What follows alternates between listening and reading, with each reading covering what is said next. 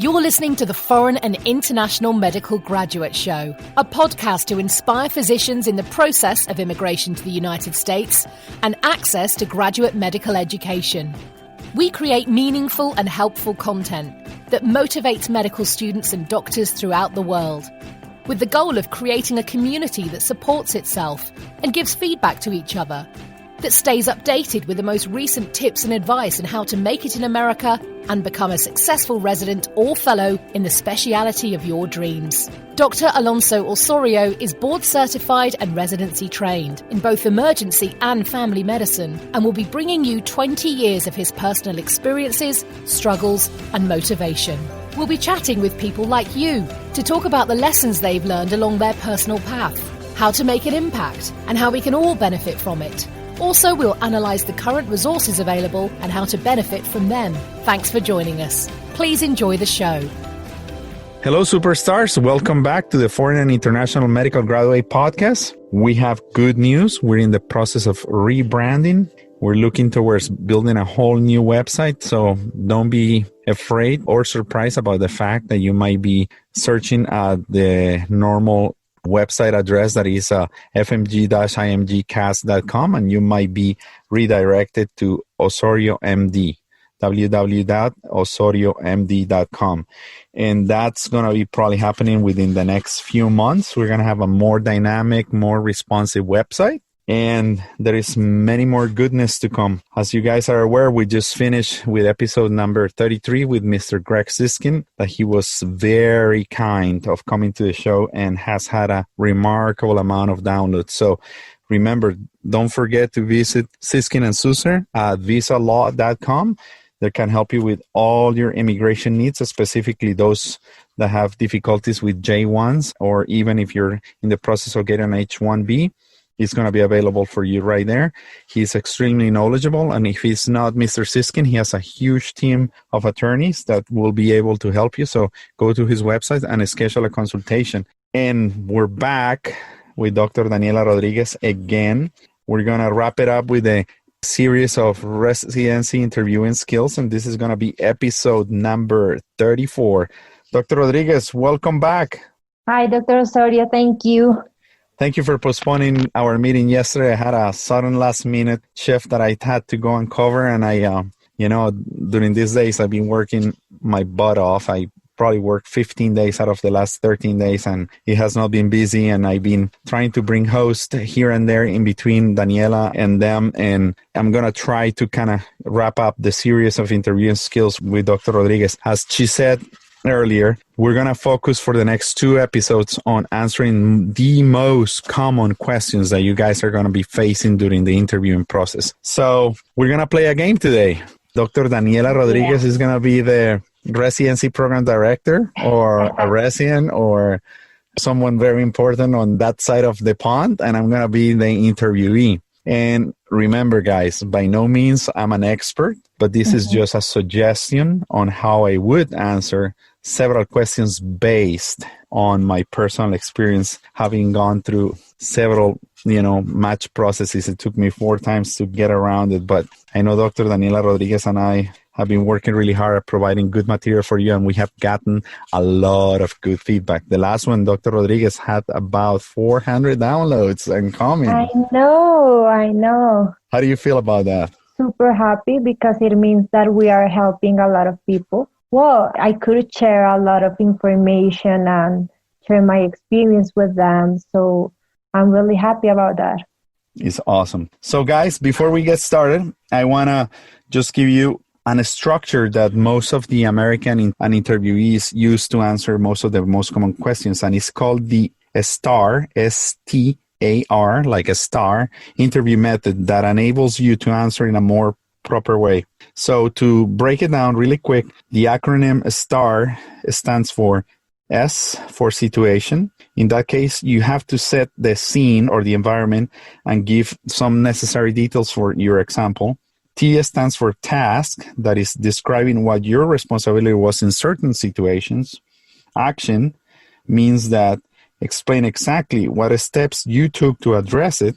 And R stands for result. Share what outcomes your action achieved. So You don't have to exactly follow the 4 letters of the acronym, but at least they're going to help you answer some of the questions, and you can just practice at home and go over, these basic contents that have to be in the skeleton of your answer. So we're ready. Dr. Rodriguez, when you're ready, I'm ready to play the game. Okay. So, hello, Dr. Osorio. How are you? I'm great, Dr. Rodriguez. Thank you for having me today here at your residency program. I'm extremely excited to be part of this interviewing day. Well, we are so happy to have you here. So, tell me about yourself. Wow, tell me about yourself. That's a tricky question. Well, I have a bunch of accomplishments that I have fulfilled throughout my life. A Colombian from Bucaramanga, and I can tell you it's a small town in the mountains of far, far away from the beach, and that makes me sometimes to be surrounded by a lot of mountains, and that led me always to have this personal idea that I wanted to explore different opportunities in a different continent. I never thought that I was going to be able to leave my hometown, and I always consider myself that hardworking individual that at the first chance that I had to leave my hometown, I just took it. This is despite the limitations that I had to face in my medical school. This is despite the limitations that I had to dealing with the immigration process. And just to be here, the hard work that I have put into this, the amount of financial investment that me and my family has done into coming to America has been huge. I can tell you I'm a family man. My mom and my dad and my brother are the most important people in my life. And they are here supporting me, and I would say that I'm not going to disappoint them. I'm also extremely disciplined person. I love to play sports, and sports have forged in me a huge mental and physical discipline to accomplish my goals. And I know that probably that could be an asset that will work for me really well during a residency program and to be in a program like yours. Okay, thank you. Thank you for your answer. Okay, so with this question, what do you think that is like the best way to answer it? Sometimes people, when they say, tell me about yourself, they start saying, well, I'm 42 and I'm tall and I like to eat sushi. And on Friday night, I try to go out to the nightclub. And sometimes on the weekends, I spend time with my family and children.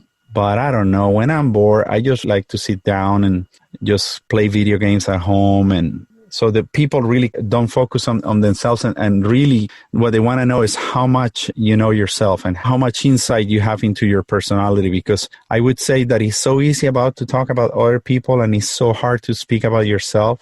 When you really ask yourself that question every day, and Dr. Rodriguez and I were just practicing here for a while, she asked me this question that has been asked to me probably 25 times in my life, and she caught me by surprise, and I saw myself really thinking about a proper academic answer. But what you want to try to say is pretty much use a little connection, like, well, I'm from Colombia, and most of us, the Colombians, are happy people, and we're hard workers. Specifically, the part of my country where I'm from, Santanderiano, we have a very strong personality, and we really persevere.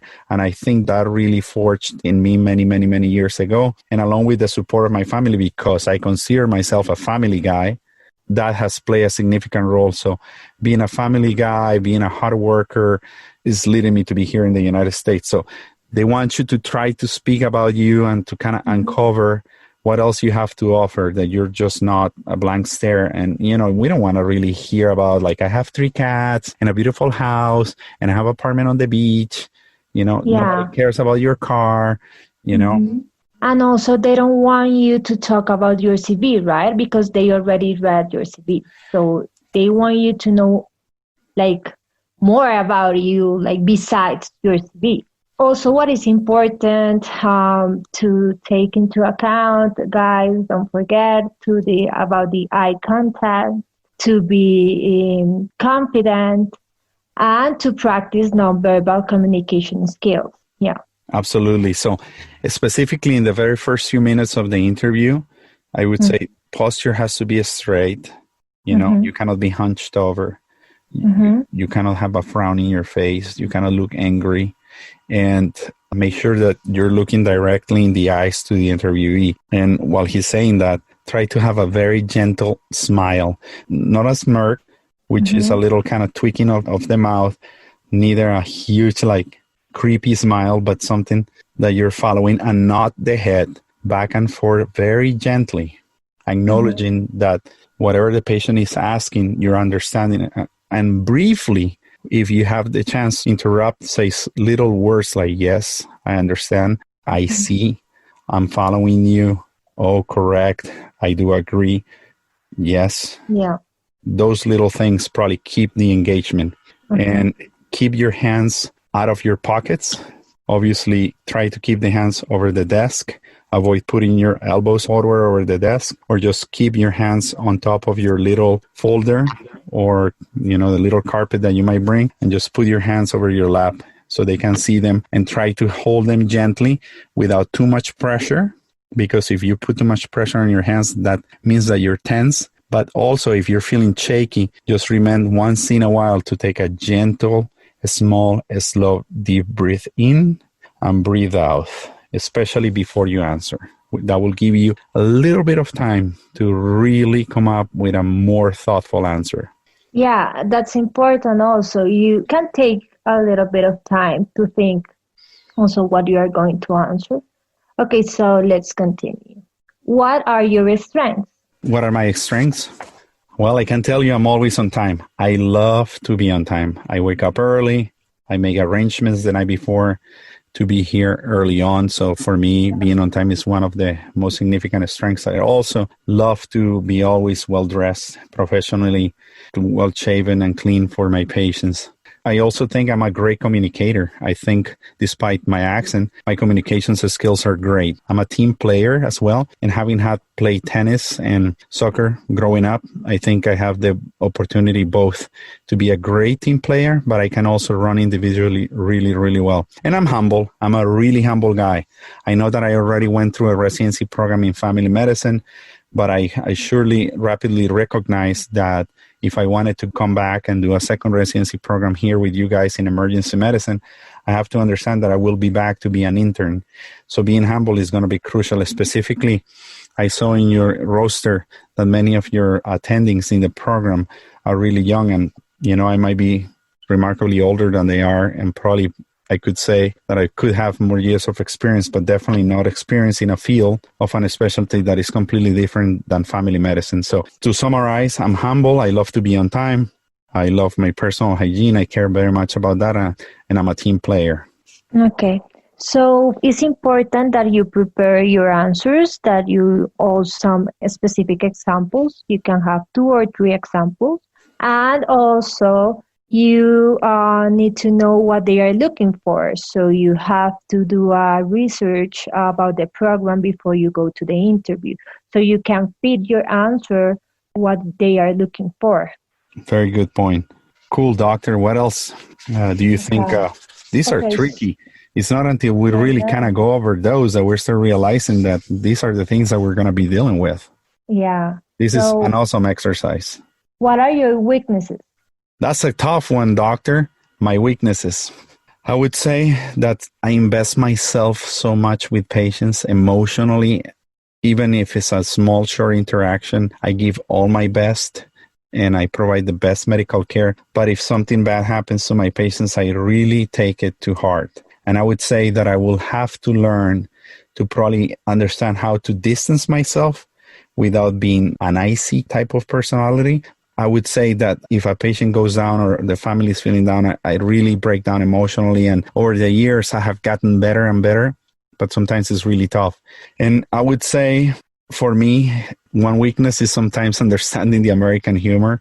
I would say I take them literally, and sometimes I just kind of go with it. And I really have to understand the circumstances about how things are being said and just kind of try to kind of move along, because sometimes I think of myself as a very serious person. And, I guess it's going to be part of the culturization process in the United States. And obviously, I hope that the program will understand that I'll be willing to learn and kind of be jovial at the same time as I'm trying to get educated for my residency training. Okay, so here also what you can do is that you can disguise a strength as a weakness. You can do that. And also you can describe what you like the most and like the least. I love to work day shifts. I really struggle with overnight shifts. I would say that I understand that I will have to be on call every third or fourth day, but overnight are really hard on me. I don't do really good at night. So I would say it's part of being a resident, and that sacrifice has to be done. But I would say that, trying to stay up, work hard through the night and not going to sleep, during the regular hours is going to be one of the things that I will have to be working on. Yeah. Why did you become a doctor? That goes back to my senior year in high school. I thought I wanted to be international business manager, potentially an international politician, somebody that had to deal with international businesses. But I had a very particular experience during high school. We were supposed to visit these very poor little suburban developments around my city. And I saw myself doing the census and distributing food, something that we call bienestarina in Colombia, and helping the families to also how to get rid of their body excrements in the latrine. They had to go and poop outside. So getting in touch with those type of circumstances, I was extremely, extremely thankful about the fact that I came from a mid-upper class socioeconomical status in Colombia, but having gotten in touch with these poor people, seeing the living situations, the lack of access to food, the lack of access to sewage system, to water, and just in general, seeing the situations that they were sleeping in little houses made of tables with little zinc roofs and sleeping on the dirt really made me realize that I could potentially help them the most. And just doing little arrangements and changes within their house, I think based on the basic training that I got in my high school, I was at least able to improve the quality of life based on my little adjustments that I did within those families that I got in touch with. So that really moved me, and I realized that probably medicine was the way to go because I didn't mind touching people, getting close to them, hugging them. I consider myself a very affectionate type of guy, so I saw it as a way to kind of give back based on all the blessings that I have gotten so far in my life. How would you describe yourself? That's a good one. Let me think about it. I'm a happy guy. I always been extremely outgoing, sometimes like to be the center of attention, and I really have to control myself of letting other people also shine and rise. I like to be in control, and I don't like other people to tell me exactly what I need to do. I love to have control of every situation, and I know that is not always possible, but I think flexibility is something that I would benefit learning from.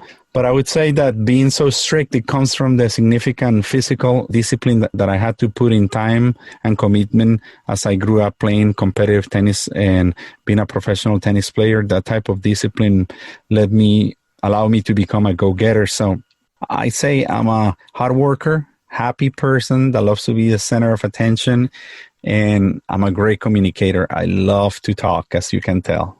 So here, again, it's important to know about the program and to fit your answer what they are looking for. So obviously, if you're applying for a neurosurgery program, they expect you to be committed. They expect you to spend several hours awake.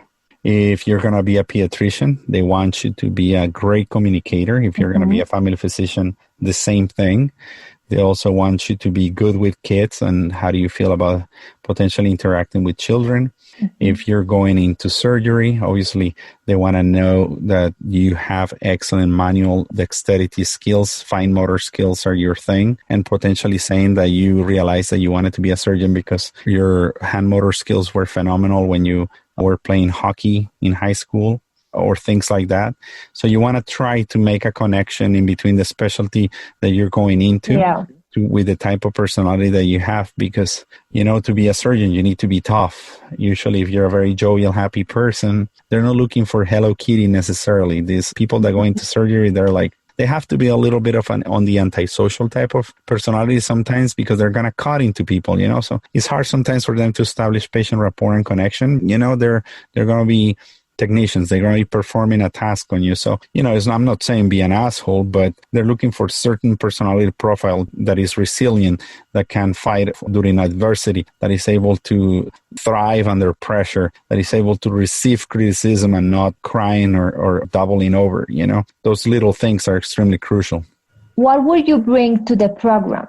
As a foreign medical grad, I completed my 5 years of medical school in Colombia, and then it's followed by the internship that is this number 6. And then we do a year of independent practice. So I bring you 2 years of independent clinical practice plus 6 months of having had work as a general physician in my country. I would say I have seen now, about 40 patients a day, 5 times a week. That probably brings about 2,000 cases a month that I've been seeing. And I can tell you that brings a quite significant amount of a strength on my capacity to clinically and physically diagnose a disease process, and potentially mix with the technology that you guys have to offer here in the United States. It's going to be the perfect mix. I think my teamwork mentality, it really plays well, because I know that residents have a very close relationship during the 3 to 5 years that we're going to be here. So also having a sense of family in my training program is be crucial for me. Why should we rank you highly? Why should we choose you? I understand that you probably have interviewed 100 people. I'm here obviously because you guys thought that I had the qualifications necessary, but I think I stand out personally because I can make your program shine among other specialties. I think the experience that I have had surgically in my country will make me an easy intern to teach. I think my work ethic has always stood out really well, and my leadership skills could make me a phenomenal chief resident, and I would like to become that. So I think I have the strengths necessary to become an excellent surgeon, and I won't give up. I will persevere, and I think I'm a good listener. I'm also a great apprentice, and I'm willing to learn from my own mistakes and learn from more experienced people like you, sir, or ma'am. So why should we hire you? I've been an emergency physician now for 11 years. I have a lot of things to offer. I think I have reached clinical maturity, and having had work in a level 1 trauma center and one of the 6 largest emergency departments in the nation, I think I have the skill set that will allow me just to treat this community really well. I do understand that the volume of pediatrics patients is minimal and that I'm going to be mostly dealing with geriatrics, but I love to take care of elder people. Every time that I see a senior person, I think about my grandma, and I would like to take care of them like if they were my own family. Also, I know that you guys are looking for a residency or a medical director, and I have also the significant academic training. I have spent quite a bit of time educating myself in the Medical Directors Academy of the American College of Emergency Physicians, and I also have gotten a lot of leadership courses through the American College of Physician Leaders. So I have the knowledge, and I have already shadowed, and I've been the associate and assistant medical directors on 3 different institutions. And I think I'm ready for the next level, to be the medical director, to be the leader, to be the advocate for my team, and to help our institution reach the next level. Yeah, so here what is important again is to know the program's greatest needs and desires. And with this, you can base your answer. Right. For example, when I went to Nebraska, I went to an urban underserved tract. So the greater needs was they were looking for residents that spoke Spanish, that were bilingual. 90% of our people were Mexican or Mexican Americans or American Indians. So they were looking for bilingual people, but they also wanted to have a doctor that could relate to the population they were serving. So they knew that they had to have this type of profile. Yeah. And they want you to know why you want to go there. And they want to understand that you're going to be dealing with this type of population and make sure you're the right fit for them. Yeah, if you are bilingual, a real good strength, but it's not like, you are competing with other people that they also are bilingual. So you need to offer another thing, besides that. Again, you need to know what they are looking for besides like a bilingual professional. Awesome. I agree. She's pimping me. She's coming along. She's looking through her questions and trying to get me to answer. As you guys can tell, this is not easy, and it takes a lot of practice. We want you to get the feeling of what you're going to be looking to hear. Go ahead, Dr. Rodriguez. So what do you see yourself doing in 5 years? I think I accomplished so much this far, and during the 3 years of residency program, I want to really acquire the skills necessary to become a proficient general internist. I have the personal intention to pursue a fellowship, and I do know that you guys offer one of the top-notch rank cardiology fellowships in the nation. I'm going to concentrate on what is first, be a good intern, be a good second-year resident, and eventually when the time comes on my third year, I'll be working hard towards positioning myself to apply for that fellowship. But I can let you know that I see myself in 5 years probably accomplishing a fellowship in cardiology, and why not probably interventional cardiology within this alma mater. So for me, this is one of the most difficult questions because you don't think in your would you like to do.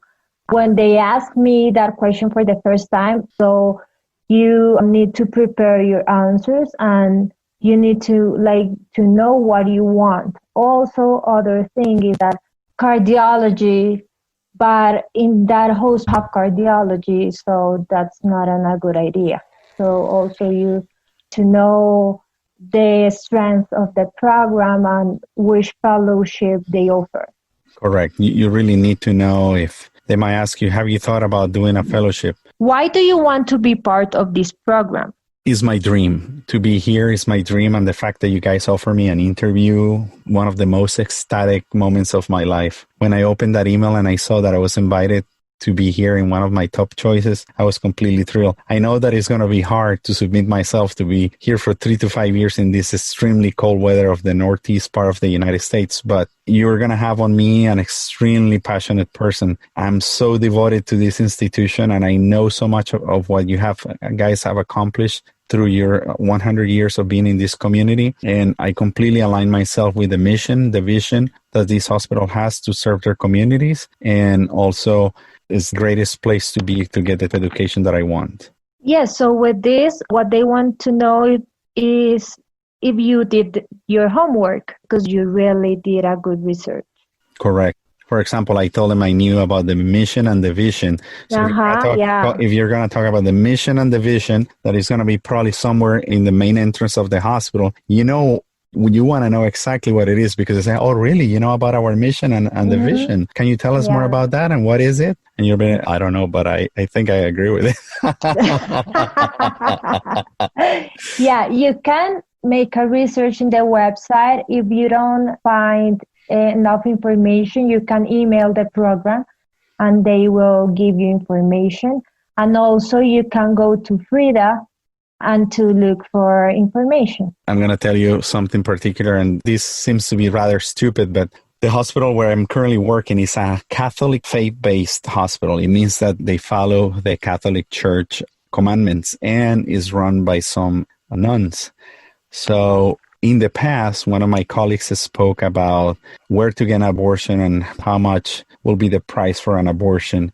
And this information got out and went up to the administrators of the hospital, and literally this physician almost got fired. So if you're working in a Catholic hospital, you need to know what you're allowed to say or not. And this type of cultural training will come probably later on as you kind of go through your month of orientation or the weeks of orientation that you're going to have, in which you're going to sit and just kind of get credentialed through HIPAA, high tech, and get your credentials, your badge, etc. And that's all going to be fundamental. So just be really careful, because things like this kind of could sneak up on you. And if you don't really know what is the personal beliefs or what is the culture of the hospital, you might run into trouble. Well, guys, we have reached the end of episode number 34. As you can see, what we have tried to accomplish with Dr. Rodriguez is to have a series of interactions in which I am the resident interviewing for the position, and Dr. Rodriguez is an extremely mean program director and residency coordinator,